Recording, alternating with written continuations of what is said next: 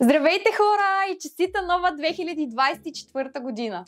Добре дошли в епизод 001. Вълнението и радостта на мен и на целия екип са огромни, тъй като имаме възможността да представим на вашето внимание нещо, над което работихме с сърцата си. Искрено се надявам този канал да бъде онова ново нещо, което започвате тази година.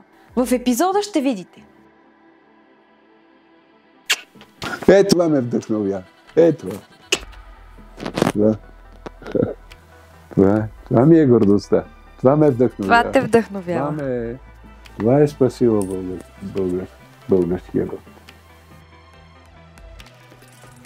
Да ти разкажа, аз съм Галя.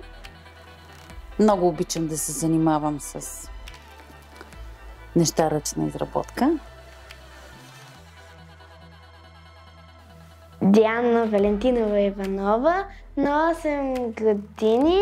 Аз съм Аделина и съм на 10 години в 4-ти клас.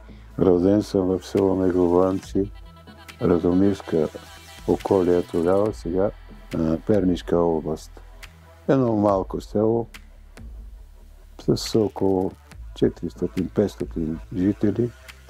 Моя род по бабина линия, аз не е така безгордо го казвам, от родата на моята баба Вакла са композитора Найден Андреев и Йордан Георгиев, по който водеше Данчо Столици, така го казаха, какво беше там, едно музикално предаване. И те са синове на две сестри, които са мои втори братовчетки. Другата, по бащина линия на мой първи братовчет внук е Бойко Кръстанов. Младия Рашемел вече артист. Бойко любимец на тинейджерите. В този епизод се срещаме с магията на 1 януари. Денят е повратен момент в природата, отбелязващ началото на нова слънчева година. Това е голям зимен празник, наричан от народа ни Сурва, но е познат още като Василица, Василев ден, тъй като се празнува в деня на християнския светец Василий. По традиция, в навечерието на празника в тесен семейен кръг се прави втората след бъднивечерската – кадена вечеря. Винаги традициите се държат и предават най-силно от майката, от жената, и те се пазят традициите там. Тя е източника на традиция и пазител на традициите. Майките, те съхраняват, те внасят топлината в едно семейство, в един дом. С децата най-големата емоция с децата, като са били малки и гледаш да му създадеш това, което ти не си го имал, ние като малки. Да му купиш елхичка, да го зарадваш, да му кажа, и те са участвали наравно с мене, но инициативата е от родителите, защото ти му даваш право да участва, още това не му е развито въображението и после почнаха те самички да украсяват. И аз се радвам заедно с тях, даже може би повече. Обичта към внуците е много различна и много не, че към децата е така по-малка и такова, но друго е. Стопанките месят специален обреден хляб. Прясна погача, пита, нашарена отгоре с вилица и в нея слагат сребърна пара. За празничната трапеза на Сурва по традиция стопанките задължително приготвят още новогодишна паница, която в различните български краища е позната с различни названия. В Западна България, в зависимост от плънката, тя е зелник, булгурник или тутманик. Като в зелника се слага зеле, спанак или прас. Тутманика пък приготвят от тесто, което замесват с сирене, яйца и мас. А булгурникът се прави с булгур, пържи се с яйца и мас, слага се в тепсия и се пече под връшник. Когато е готов, се залива с разтопено масло. В баницата се слагат късмети, различни белези, дрянови клончета, а някъде слагат и паричка. Късметите наричат на всеки член от семейството, на Бога, на животните, на лозето, на нивите. Най-възрастният човек в семейството прекадява трапезата, а после вдига високо питата, разчупва я и дава по едно парче на всеки, като започва, разбира се, от най-старите в къщата. Ние празнуваме Нова година приятели на тате. Най-много обичаме да пускаме заря, да палим бенгалски огън и да празнуваме заедно с близки. А танцувате ли хора? Да. Аз не знам. Като малка танцувах с мама. А кое е нещо, което мама приготвя за новогодишната трапеза? Какво има за хапване? Зависи какво е намерила в книгата за готвене. Баница предполагам, че прави, мама. Да. Аз много я обичам. И какви късметчета има вътре в баницата? Здраве, късмет, щастие, любов.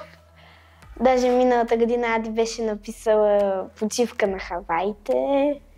А има ли нещо, което миналата година се е паднало на някой и се е сбъднало?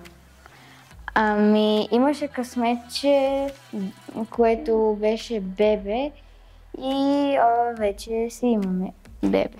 Кажете ми как си представяте, че са празнували хората преди 100 години?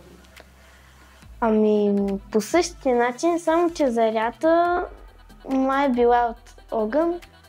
Не се седаше на хората, не подготвяха домашната трапеза преди да са се погрижили за животни. Домакината си готви нейните вечерата, всичките госби, които говорихме, тя си готви.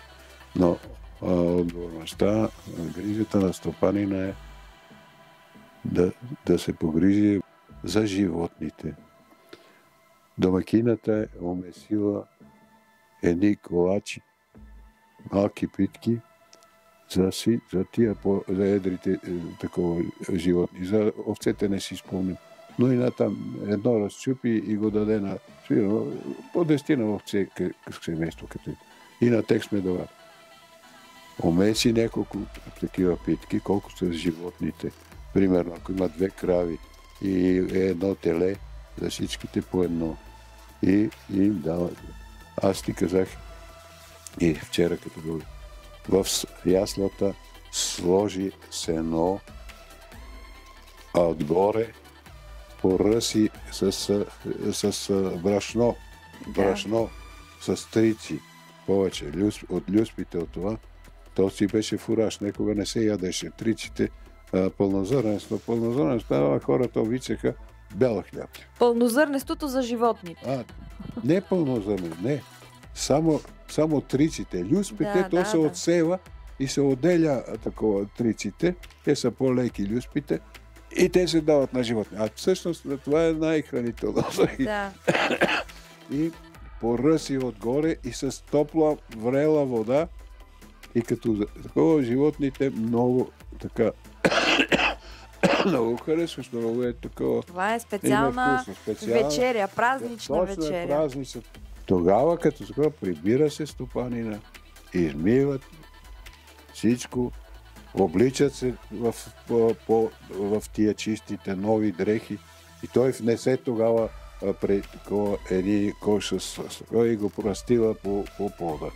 Понеже моята майка споменахме, че е плетачка, но и другите баби, които са плели на ръка, обязателно трябва всеки да има нови чорапи. Бабите изплетат вълнени хубави чорапи, моята майка на машината. И се стъпваше просто, как да го кажем, ритуално в подницата. Празна подница, студена, без да такова, се стъпваше в подницата. Не мога да си го обясня, но е единственото нещо. Чорапите за здраве. Са новото начало, да имаш нещо ново на тебе. А тя ни плетеше и хубави такива блузки. Много ни гласеше бабирянка. Еднакви бехме и ни викаха като близнаци, понеже бехме горе-доле на еднакъв ръст. И това беше. Стъпването в това, в подницата, понеже в подницата се пече хляб, това е пак за плодородие. Най-разпространения български обичай на Нова година, познат в цялата българска етническа територия, е сурвакането. Според народните представи, здраве и богата реколта може да се осигури по магически път, чрез докосване със свежа откъсната клонка от дрян на 1 януари. Сурвакането започва, когато мине глуха доба или като пропеят първи петли. Групи момченца от 4-5 до 10-12 годишни обикалят, тръгват по къщите. Наричат ги сурвакари, василари, някъде мелчкари. Всяко сурвакарче носи свежо откършена дрянова паръчка, която наричат сурвачка. Домакините даряват децата със специално приготвени за тях кравайчета, с ушав и дребни монети. Сурвачките се хвърлят по течението на реката, за да тече живота като по вода. Не се запазва тази годишната сурвачка за до година. До година трябва да е нова. Когато се свърши суровакането, вече, т.е. суровака на Нова година, пожелание За здраве, късмет, късмет, суровакарите обикалят. Когато се свърши, приключи суровакането, самата суровачка трябва да се пак различните краища на страната. Или трябва да се качи на дърво голямо, или на покрив, или да се пусне в река. Мисля, тя не се пази за следващата година. Следващата година е нова суровачка. Имаме ново начало. Значи за суровачката мога да ти кажа, тя трябва да е от дрен, който носи здраве и мъдрост.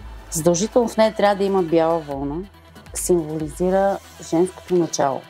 Това е идеята на бялата вълна. По-интересното за суровачката, което малко хора знаят, е, че трябва да има и люта чушка на нея. Защо? Лютата чушка символизира мъжкото начало. Така че суровачката е много древна символика има. Мъжкото и женското начало. Мъжкото начало е лютата чушка, червената.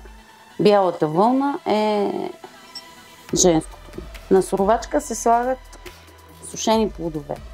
И всичко това е било някакъв израз на плодородие, на пожелание за повече плодове, повече реколта.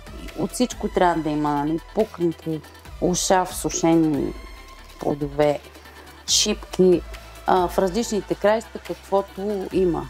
Да, каквото е традиционно за това. Да, за дадения край. Кравайчетата, също, то е символ на нивата, да е плодородна. Хляб. За това се слага. Украсяват се. Общо ето трябва да е шарена и кичеста. Задължително трябва да сложи и по традиция монета, по възможност стара монета. Ние нямаме сега стари монети. Ще сложим. Трябва да лъщи. Трябва да привлича. Да гони лошите сили. Да, всичко това гони лошите сили и вкарва добро. Има ли нещо, което добавяш от себе си, което да кажем, че не е традиционно? Или се стараеш максимално да се придържаш? Се старая, то няма сега в случая това звънче не е традиционно, обаче пък то дрънка издава звук, то си е съвременно, не са слагани звънчета. Като малки деца, нали ти казвам, той беше купонна система, то нямаше нищо. И от амбалажна хартия едва ли не, на кой изрежат, направят на пръчката, направят ни и ние сме си правили. Даже отцветяваме такова, за да се получи шарено да стане. И изрежат там с такова, да се направят разни розички по това. И сме правили. В по-големите деца вече в като това 6-7 клас, тогава па имаше друга традиция. С една пръчка, дебела малко повече от това. От върба обикновено, меко дърво или от липа. И в единия край направят едни такива с ноши. Имаше някои майстори такива, да направят под формата на хиксове, ама с много тънка, като талаш, как се от дърво виждал. Такива. Много красиви. Само това. Това и беше суровашката. на по-големите вече. Те са по-такива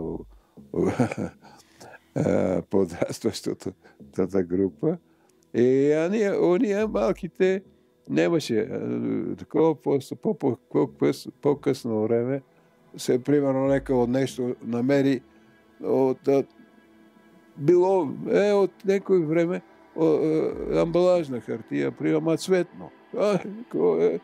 После дойдоха гласовите блокчета, ама те са къси, ето такива.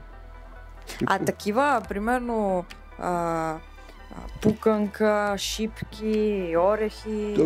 Тогава не сме били, не е имало кой да ни ориентира. Да ви покаже. Да те ориентира. То си има такова символика от това. Пуканките за такова, и семките, всичко е за плодородие. Да. И шипка, и това, и онова. И красота. Червен конец, да.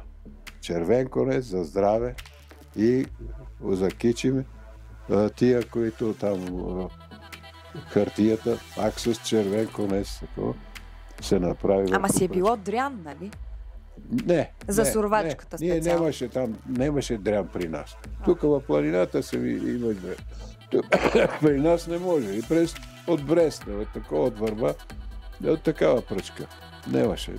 Иначе дряна е много такова жилаво и здраво. Да, то затова всъщност се използва специално дрян. Затова му има такава символ, да си има дрян, да си здрав от това. Да. А какво стихче са казвали? Каква е била сурвашката благословия? Сурва. Сурва, нова година, ще живи да се здрави до амина. После като такова. После се макна да са пълен двора с крави, това борите са в цели, беше не какво си имаше такива, ама те беха вече оформени като поетична такова. А вие правили ли сте сурвачки? Да, аз съм правил. Има орехи, пуканки, има сушени плодове, това е ябълка, има кампанка. И как сурвахте? Какво стихче казва? Сурба година, весела година, живи и здрави до година до амина. Добре, а какво сурвахте? Аз не ви питам. Ами, сурвакаме мама, тата, баба, дядо и останалите ни роднини. Всяка година ходиме при баба и сурвакаме баба и дядо и те ни дават по парички. Като са били малки, не са им давали парички, са им давали орехче, ябълка, нали, общо взето какво. Това е по традиция, защото пари, откакто свят светува и с сурвачките, пари едва ли е имало. И се давали, да, основно орехи, но това са пак зимни плодове, което какво друго да им дадат. Каквото имат хората, това са давали. Нещо за благодарност, за откупване са давали, но в днешно време... А според теб възможно ли е да се възроди тази традиция с сурвакането? Както примерно, защото ще ти кажа защо все по-често срещаме хора, деца основно, които на Хелоуин звънят по къщите, нали, търсят лакомство или пакост, което, нали, мен ме навежда на мисълта, че биха могли да възродят и сурвакането. Нали, вече няма да са само момчетата и момичета, но да обикалят по същия начин. Аз смятам, че ще стане, защото, ще ти кажа защо. Защото допреди 20-30 години, примерно тези битовите суровачки, които се правят, не се възприемаха масово от хората. Наистина не се възприемаха. Предпочитаха се, както и в моето детство даже, тези от салфетки, хартиени, светещи, нали, по-градски. Но последните години забелязвам, че нещата хората се обръщат. Търсят. Вече тези хартиени суровачки, даже аз виждам, че се продават, но не съм видяла дете с такава суровачка. Да. Но хората предпочитат вече битови завръщат се към корените. Да, именно, завръщат се към корените си. Гледам от магазинчето, където говорихме, моето. Основно вече се предпочита ръчна изработка. Основно не глазирани красоти. Предпочитат хората ръчна изработка и затова смятам, че Е възможно да се възроди като обичай. Да се възроди като обичай. То пак ще си е обичай, не както е било някога, нали, ще си е като спомен нещо, но има надежда. Вярваш ли, че сурвакането може магически да донесе на сурвакания здраве и късмет? Да. Абсолютно съм убедена в това. И това не го казвам аз. Това си е традиция от векове. От векове, от как свят светува. Има някаква магия в това нещо. И вярвам. Смяташ, че е така? Вярвам, че е така, да. Аз поне вярвам. Защо според теб се сурвакат хората и важно ли е това? Да. Това е като... Това си е пожелание. Основно пожелание за здраве. За да няма гладни. Както казват, за берекет, за голяма реколта. Това си е пожелание на случая с сурвачката. Малко като орисниците. Само, че не голямите пожелават на малките, а малките пожелават на възрастните. Пожелания. А децата са искрени, с чисти мисли. Суровакът, нищо че смисъл, че ще получат нещо. Суровакът с желание. Ако се върнем на сурвачките, какво ти докато ги правиш, нали, аз предполагам, че това е процес, който ти каза, че отнема време, не я правиш много време, една сурвачка за сега, може би я правиш на части. Ако ще правя една суровачка, но преди това трябва да имам подготовка, всичко да ми е готово. Примерно аз, понеже обичам да слагам орехи, ореха е символ на мъдростта, аз ги пробивам с бормашина. Да. Може би, не знам някога как се прави, сигурно не са слагали орехи, по тази причина, че не могат да ги пробият. Но аз много държа да има орех на моята суровачка. И преди това се подготвям, пробивам ги всичките с бормашина. В случай имам и жълъчета, набрани от моя племенник, събрани. И тях пробивам с бормашина, за да...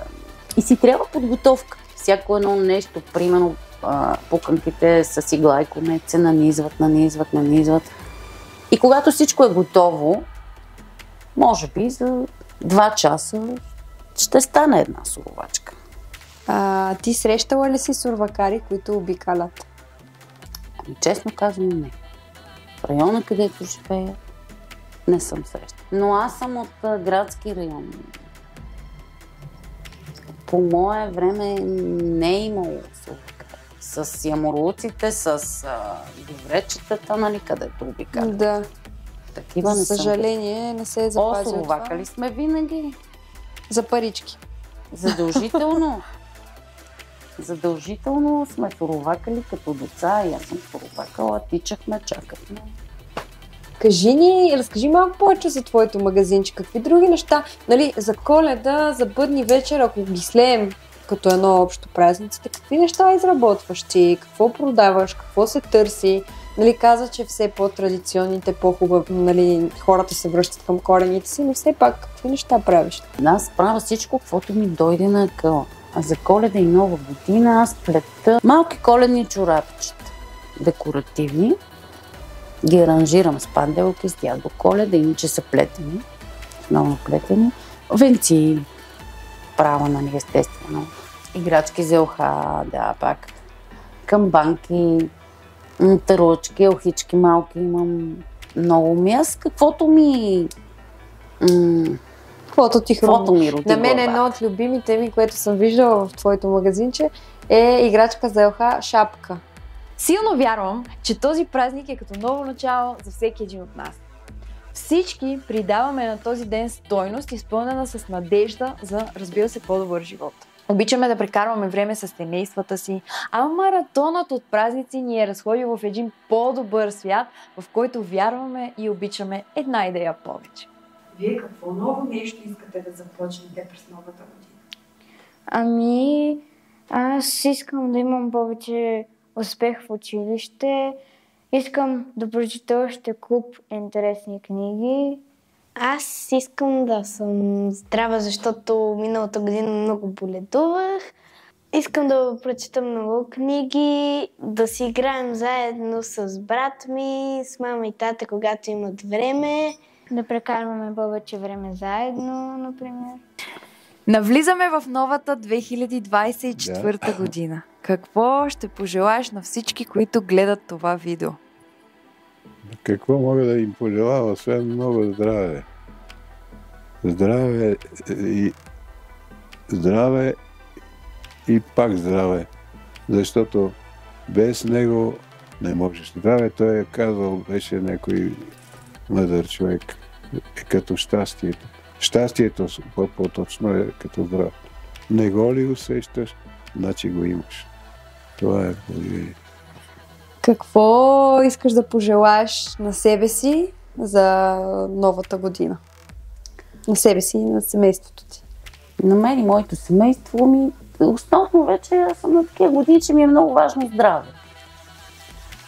Вече осъзнавам колко е важно, колко е важен израз да си жив и здрав. До преди години ми беше като добър ден.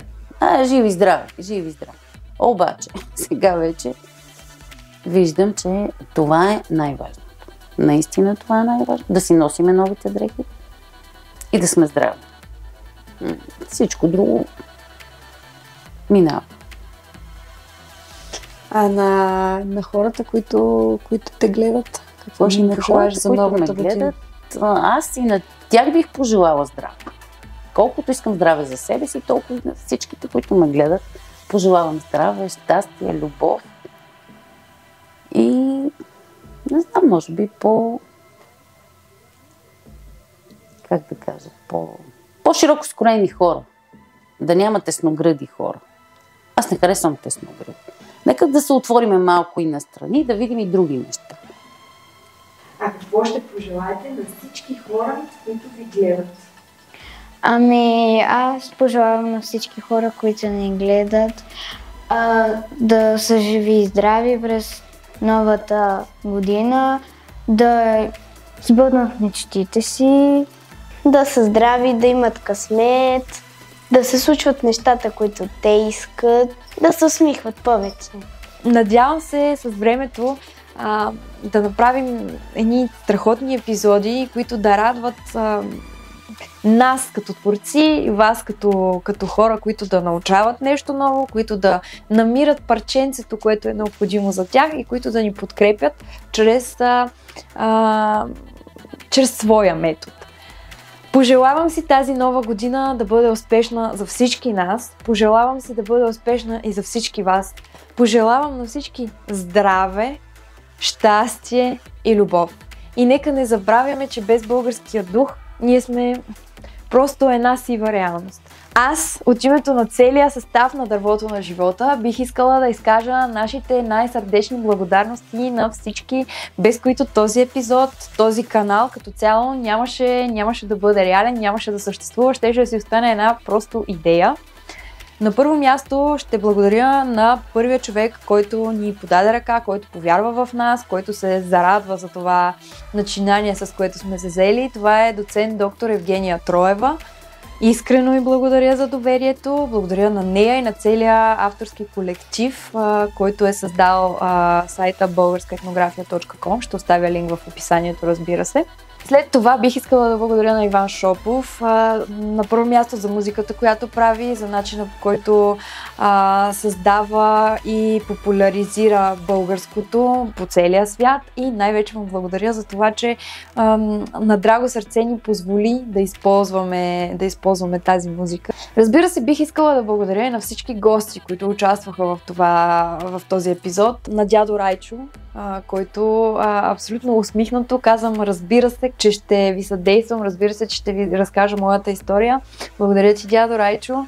Без теб наистина този епизод нямаше да бъде такъв какъвто е. Благодаря ти за искрената история, която аз чух от теб, и ти благодаря за това, че беше така добър да я споделиш с нас. На Галина Андонова за това, че ни направи част от нейната магия. че ни разказа за начина по който тя твори. Искаме искрено да й благодарим. Нейното магазинче се намира в ЖК Света Троица, зад спирка Зографски манастир. Ще оставим точен адрес в описанието, който от вас има интерес. Може да отиде да разгледа прекрасните неща, които тя целогодишно твори. Искам да благодаря, разбира се, на Ади и на Диди за това, че ми разказаха за подаръците, които тя до Коледа им е подарил, за това, че ме направиха част от тяхната нова година, от техния прочит за нова година. На тяхната майка, разбира се, Лили, изключително съм ти благодарна. Аз, както и целият ни екип, благодарим ти за доверието, благодарим ти за това, че позволи твоите деца да бъдат част от епизод 1.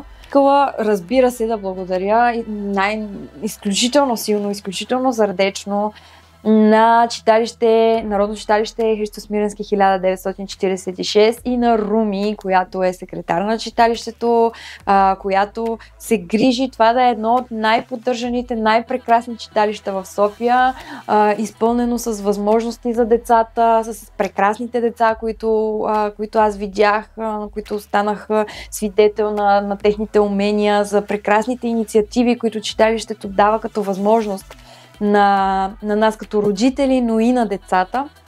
Благодаря ти, Руми, за това, че пазиш българското живо, че даваш възможност на децата да развиват себе си и за това, че превръщаш децата на България в едни победители, в едни герои. Ще оставя, разбира се, повече информация в описанието и за читалището. Много са хората, на които лично аз искам да благодаря за това, че повярваха в тази моя налудничева идея, в тази моя кауза. Силно много искам да благодаря на моята най-добра приятелка Виржиния, без която наистина това щеше да си остане просто една идея. Предстоят ни много интересни епизоди, теми, гости, разкази. Аз лично се надявам и на малки чудеса. Тук е момента да ви поканя да се абонирате за канала, да натиснете камбанката, за да не изпускате нито един от бъдещите ни епизоди. Разбира се, да харесате и да споделите видеото, но за мен лично ще бъде много важно да напишете в коментар вашето мнение. Надявам се началото на това пътешествие да ви е харесало, да съм събудила желанието ви да се изкачваме заедно по дървото на живота. Вярвам, че по пътя към върха му ще се срещнем с много чудеса и невероятни хора. Историите, които ви разказвам, са само малка прашинка от живота на усмихнатия и позитивен българин. И да, истина и те съществуват. Не се оплакват постоянно, не недоволстват и не мрънкат от всичко покрай себе си. Те се изправят и създават промяната, която искат да видят в света. Малко трябва на всеки от нас. Парченце доброта и една истинска усмивка, която да ни вдъхнови да преобразим и възродим хубавите качества, които притежаваме. Нека тази година мечтите ни тежат повече от оправданията. С много обич. Рози. Добре сте ни дошли в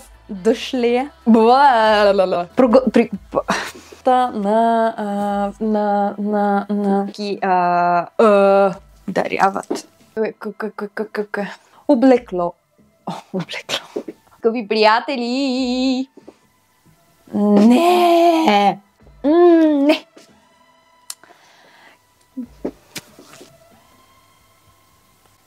Надявам се. Трябва само намерения, пълна глупост.